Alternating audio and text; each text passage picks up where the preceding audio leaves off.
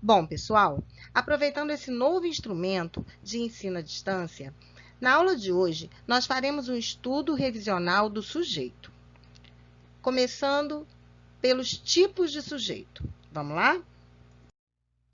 O sujeito é simples quando ele apresenta apenas um núcleo na oração.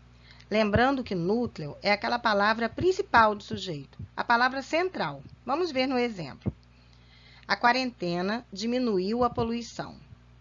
A parte dessa oração que informa quem praticou a ação do verbo, quem diminuiu a poluição, é a quarentena, é o sujeito.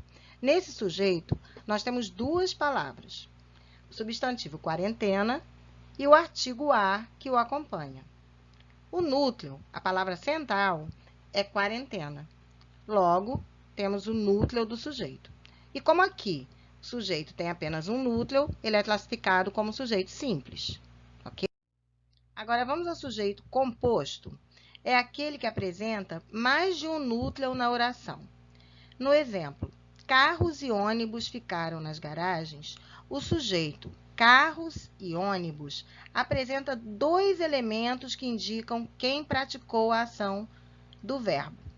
Carros ficaram nas garagens e ônibus ficaram nas garagens. Sendo assim, aqui nós temos dois núcleos do sujeito e não apenas um, como é o caso do sujeito simples. Por isso, esse sujeito é classificado como sujeito composto. Até agora nós vimos os casos em que o sujeito aparece escrito claramente na oração. Através de um núcleo ou de mais de um núcleo, a gente consegue identificar a presença do sujeito na oração. Mas nem sempre é assim. No sujeito desinencial, o sujeito não está presente na oração, mas pode ser identificado pela terminação, que a gente também chama de desinência do verbo. Vamos ver o exemplo. Reduzimos a poluição na cidade.